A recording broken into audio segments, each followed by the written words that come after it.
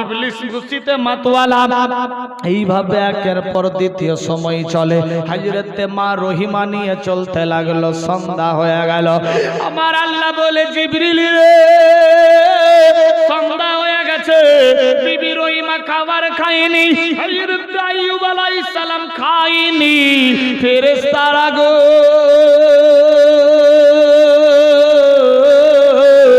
খাবারের ব্যবস্থা করে দাও, করে দাও, খাবারের ব্যবস্থা করো।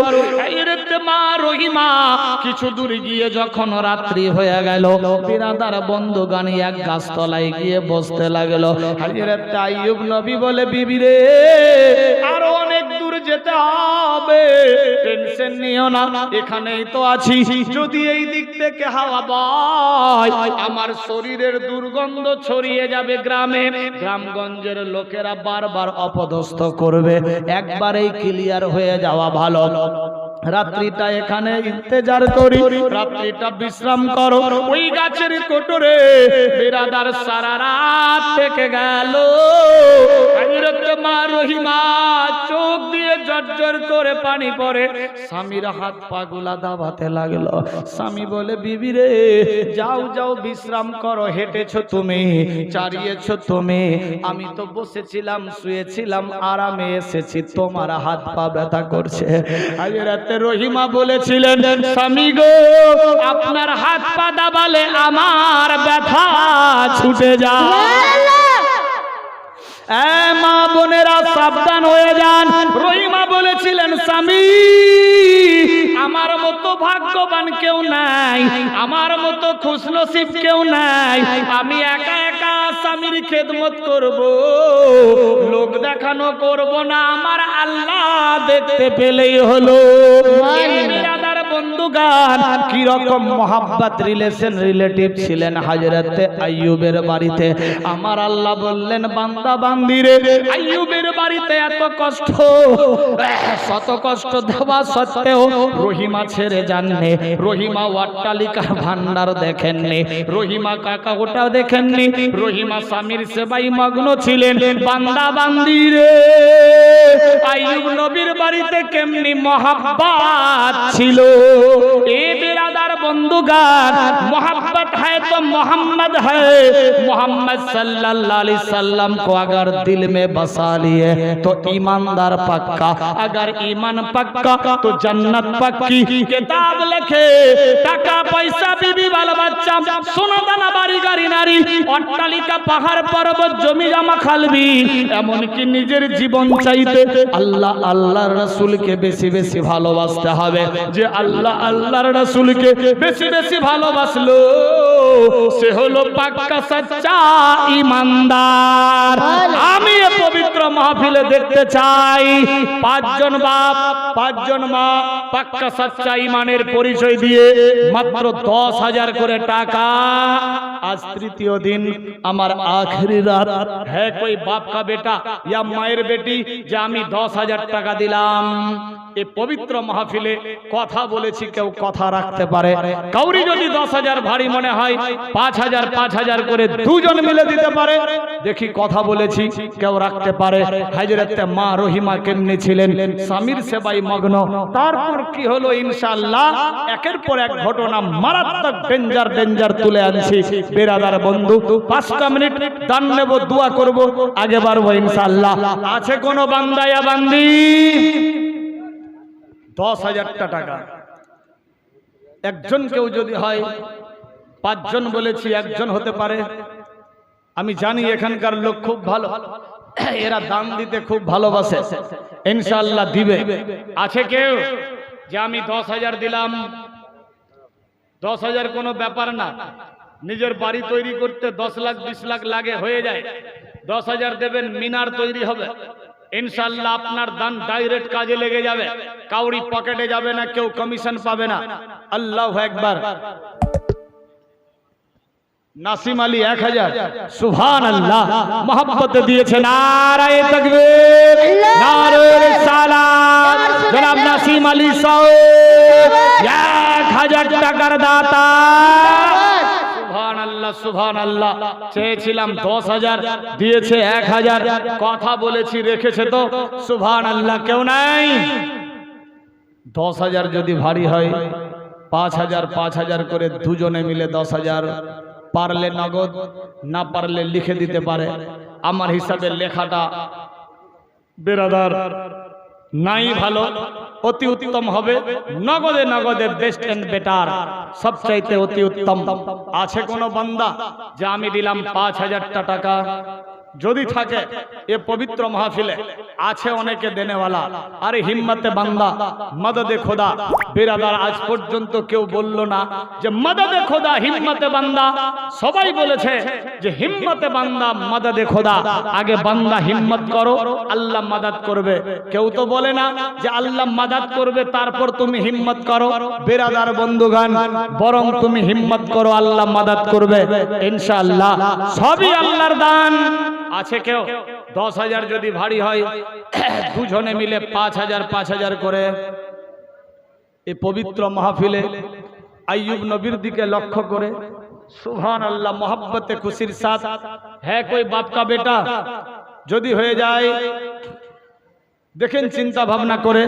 আরে কোল পাতা গরম জলে আদর করে গোসল দিয়ে, কোল পাতা গরম জলে, কোল পাতা গরম জলে আদর করে গোসল দিয়ে, আতর গোলাপ কপুর দে মোরে সজনী তোরা, যেতে দে আপন বাড়িতে সাজায়া গুজায়া দে মোরে সজনী তোরা, আমি যাব আপন বাড়িতে।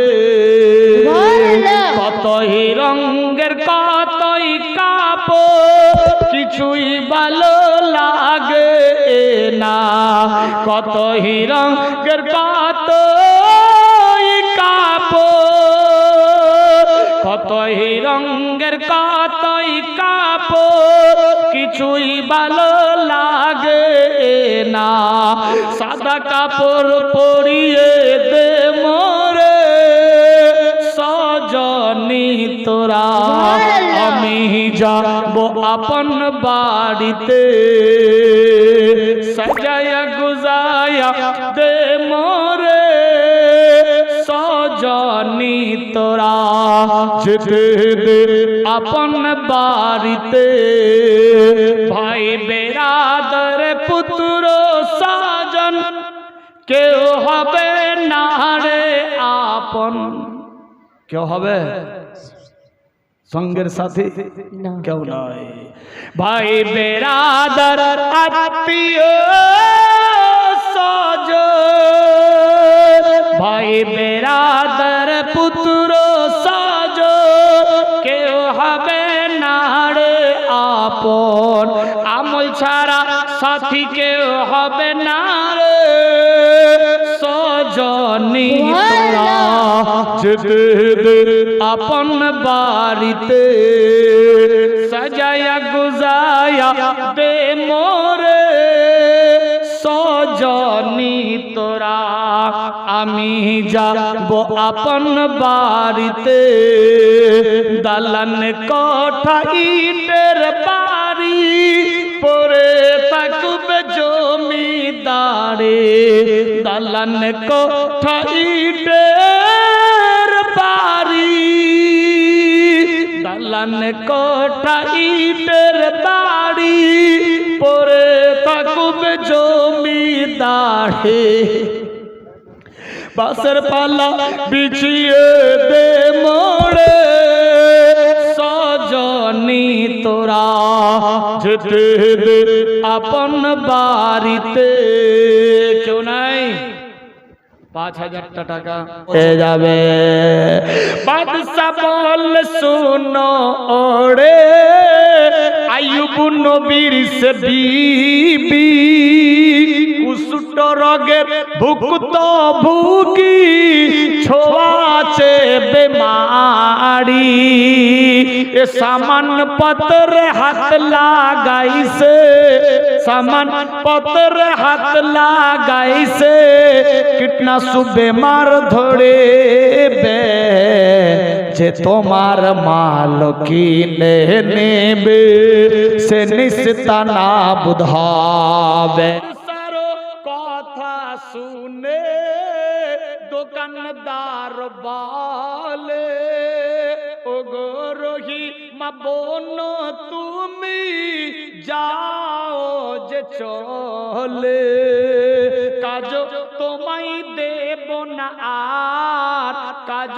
তোমায় দেব না আর বরবাদ হবে সবাই যে কি ঘটনা ঘটেছিল রহিমার জীবনে কি ঘটনা ঘটেছিল বিবি রহিমার জীবনে কেন হুজুর কি হয়েছে শুনো বোন তুমি ছুঁয়াছে বেমারে লিপ্ত আছো যে তুমি 16 বছর ধরে আমি করি স্বামীর সেবা ক বছর 16 বছর বেরাদার বেমারির 16 বছর হলো আর 2 বছর বেমারি হবে 18 বছর বেমারি ছিল 16 বছর ধরে আমি করি স্বামীর সেবা রাত দিন হাত দিয়ে নারী হয় না গো ব্যথা নেই কোন বেমার আমার বিশ্বাস করো আমারে কি ঘটনা ঘটেছিল আইয়ুব নবীর জীবনে করা তো যাবে না পূর্ণ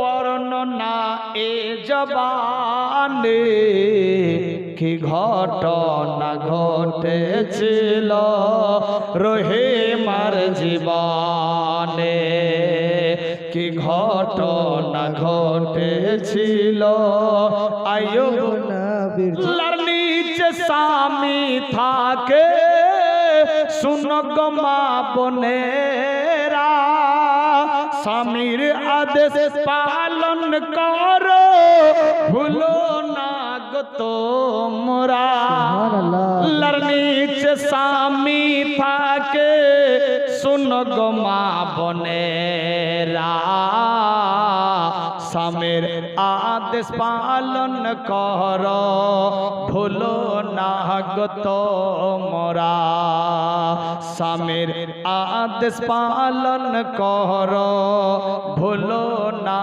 গো তোমরা নামাজি রোজা কোরআন হাদিস যতই তোমরা পারো না স্বামীর সে বানা করিলে আল্লাহ রাজি হবে না নামাজ রোজা কোরআন হাদিস যতই তোমরা পারো না স্বামীর সে বানা করিলে আল্লাহ রাজি হবে না পরকাল খুশি হবেন গো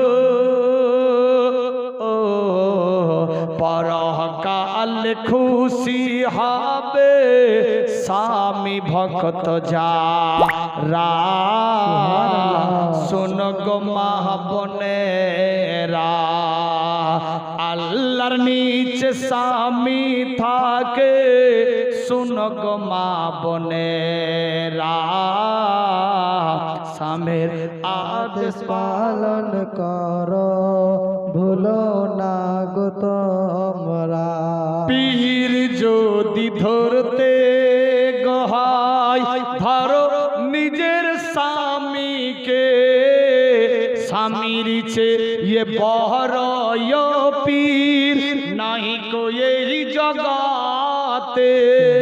যদি ধরতে গহাই ধরো নিজের স্বামীকে, স্বামীর চেয়ে বড় পীর নাই কো এই জগতে।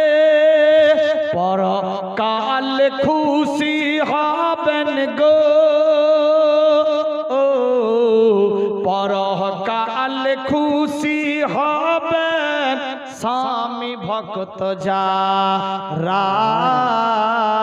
শুনো গো মা বোনেরা, আল্লাহর নিচে স্বামী থাকে, শুনো গো মা বোনেরা। স্বামীর আদেশ পালন করো, ভুলো না গো তোমরা। স্বামীর আদেশ পালন করো, ভুলো না গো। দিন ঘুরে ফিরে সন্ধ্যা হয়ে গেল, বিবিরোহী মা চলতে ফিরতে খিমাত গেল। খিমা শব্দের অর্থ যেই জায়গাতে ছিলেন তাবু বা ঘর বা হুজরা। বেরাদার বন্ধুগণ, খিমা গিয়ে দেখে তখন আপন স্বামীরে, কি ঘটনা ঘটেছিল আইয়ুব নবীর জীবনে। কি ঘটনা ঘটেছিল আইয়ুব নবীর জীবনে। লম্বা ঘটনা, শর্টকাট আগে বাড়াচ্ছি। দেখতে দেখতে 17 বছর হয়ে গেল বেমারির, কমে না গো বেমার তাহার, বাড়তি বাড়তি শরীর। হাকিম কবিরাজ ডাক্তার বুদ্ধি সবই হয়ে গেল ফেল যে। কি ঘটনা ঘটেছিল আইয়ুব নবীর জীবনে। কি ঘটনা ঘটেছিল রহিমার জীবনে। বিবি রহিমা বলে স্বামী একটু দোয়া কর তুমি, সংকট অবস্থা হয়ে গেছে কাজে থেকে হলেনি, খানা পানি হয়নি জোগাড়, খানা পিনা হয়নি জোগাড়, কি হবে এই নসিবে। কি ঘটনা ঘটেছিল আইয়ুব নবীর জীবনে। কি ঘটনা ঘটেছিল বিবি রহিমার জীবনে। চলতে চলতে রহিমা দেখে এক দোকান রে, কাজের জন্য গিয়ে বলে দিল ফেরত করে, কাজেতে তোমায় নেব না আমি, কাজেতে তোমায় নেব না আমি, যাও এখান থেকে। কি ঘটনা ঘটেছিল রহিমার জীবনে। করা তো যাবে না পূর্ণ বর্ণনা এ জবানে। কি ঘটনা ঘটেছিল রহিমার জীবনে। তাই বেরাদার বিবি রহিমার কানে আরো বাড়বো। তাহলে আজকে যে বেমারি হয়েছে দোয়া করা দরকার, আরো বেমারি হোক। না না স্বামী গো, না না বিবি রে, আমি দোয়া করতে পারবো না। আল্লাহু আকবার, আল্লাহু আকবার। আল্লাহ যা করছে ভালোর জন্য, মঙ্গলের জন্য। বেরাদার বন্ধুগান, এইভাবে একের পর দ্বিতীয় সময় চলতে লাগলো। একদিন, 2 দিন, 3 দিন হয়ে যায়। দেখে আমার স্বামী শুকিয়ে যাচ্ছে, খাওয়ার নাই, দাওয়ার নাই। 3 দিন ধরে কাজে যায়নি। আল্লাহু আকবার, আল্লাহু আকবার। কি করবে? হযরত আইয়ুব নবীর বিবি, হযরত বিবি রহিমা মনে মনে ভাবলো, আল্লাহ 3 দিন ধরে স্বামী ভুকা আছে, ট্রিটমেন্ট ঠিক রকম হয়নি। স্বামীর হাড় গিলে কাঙ্কিল হয়ে গেছে, চেহারা শুকিয়ে গেছে। মাবুদি গো,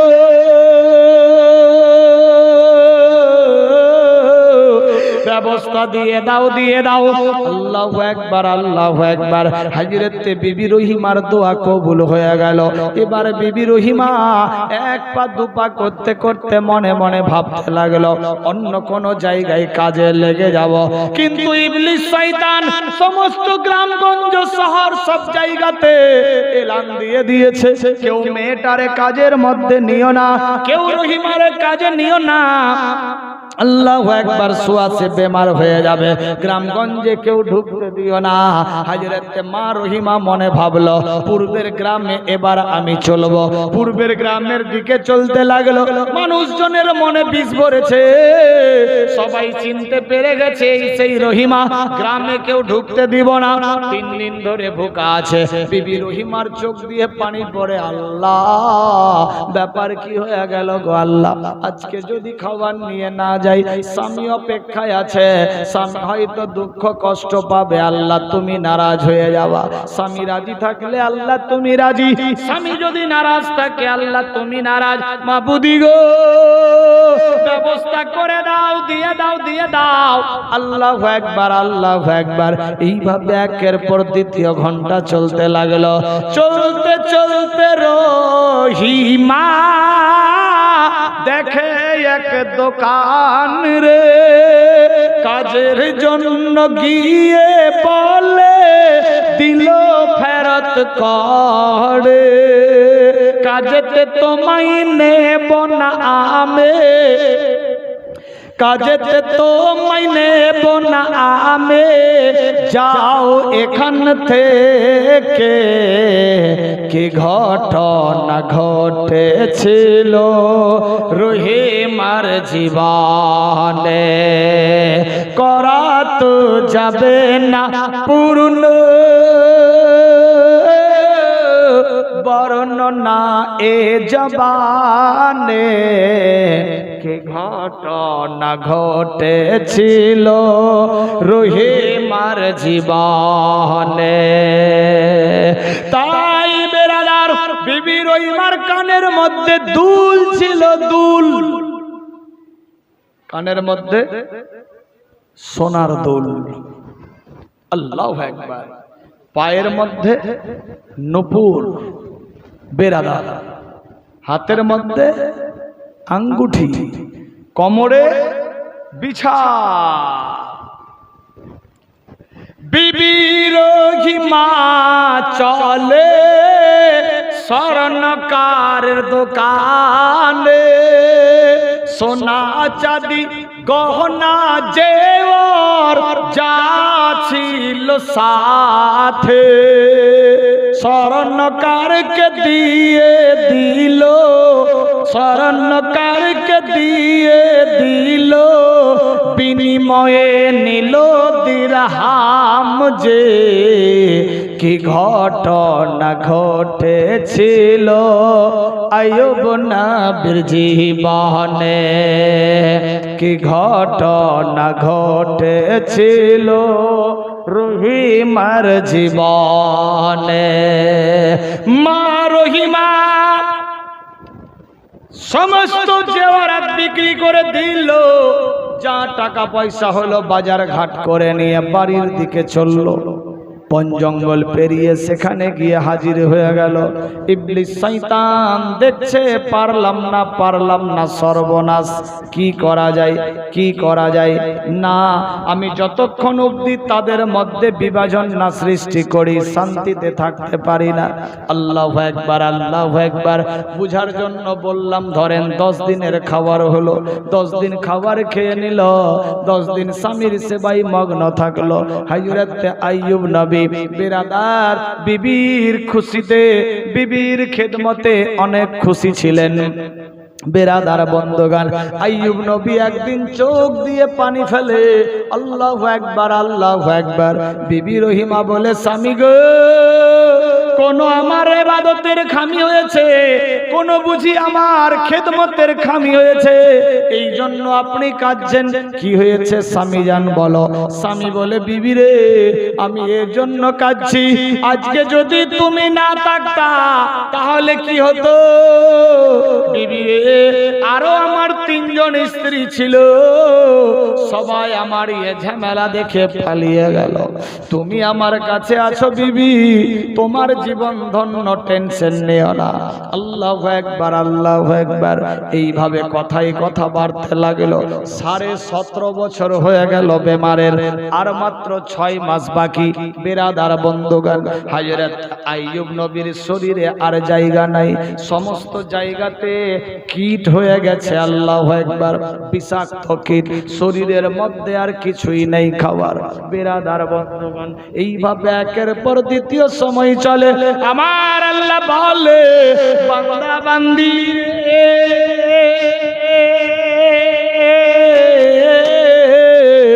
আমি আল্লাহ যারে জিন্দা রাখবো মারতে কেউ পারবে না, আমি আল্লাহ যারে মেরে ফেলবো কাউরি বাপ বাঁচাতে পারবে না।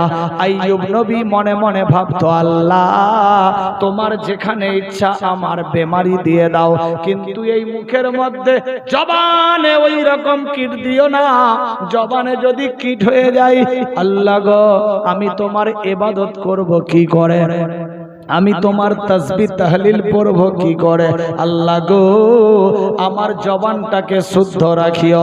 আল্লাহু আকবার, আল্লাহু আকবার।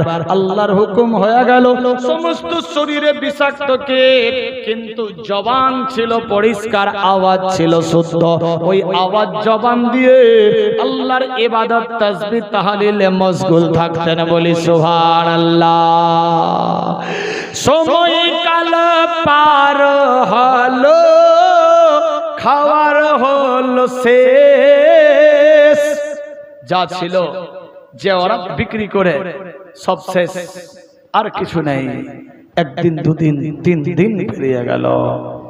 মা রহিমা মনে মনে ভাবছে, আর কি করে জোগাড় করব, কাজে কেউ নিচ্ছে না, লজ্জায় কোথাও যেতে পারছি না, না কাজ করলে ফের কে খেতে দেবে। আমার আল্লাহ পাক রব্বুল ইজ্জত কে যদি দোয়া করা যায়, আল্লাহ আমাকে তরাও তরাও, আল্লাহ বলবে বান্দা হাত পা লড়াও লড়াও। কবে হবে কপালে আমার যাওয়া মদিনা, মনে বড় বাসনা, অকিয়া দরদি রসুল খোদার একবার ডাকো না, অকিয়া দরদি নবী আমার একবার ডাকো না। কবে হবে কপালে আমার যাওয়া মদিনা, মনে বড় বাসনা, অকিয়া দরদি রসুল আমার একবার ডাকো না, যদি হয়ে যায় তোমার আদেশ, দয়াময় ছেড়ে দৌড়ে দৌড়ে নবী যাব তোমার দেশ, যদি হয়ে যায় তোমার আদেশ, দয়াময় ছেড়ে দৌড়ে দৌড়ে নবী যাব তোমার দেশ, তোমার আদেশ বিনা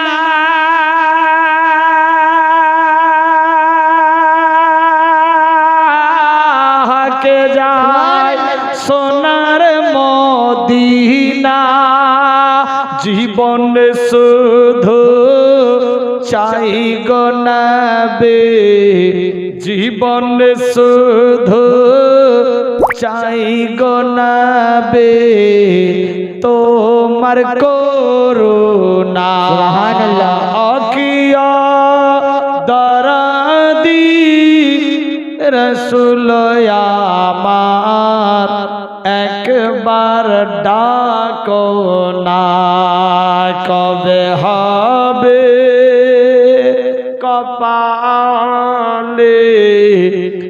আমার যাওয়া মদিনা, সুবহানাল্লাহ। মনে বড় বাসনা, অকিয়া দরদি রসুল খোদার একবার ডাকো না, জগৎ মাঝারে যেদিকে তাকায় তোমার মতো জীবন দরদি নবী আর তো কেহ নাই, জগৎ মাঝারে যেদিকে তাকায় তোমার মতো জীবন দরদি নবী আর তো কেহ নাই, দুই নয়ন কান্ডারি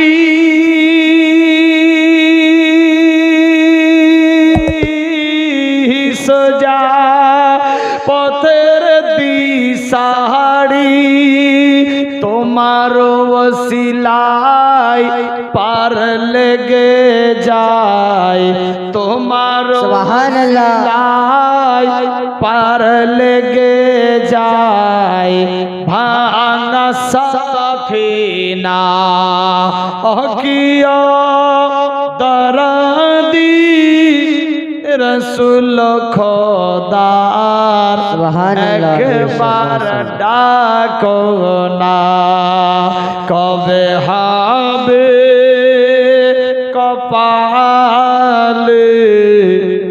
আমার যাওয়া মদিনা,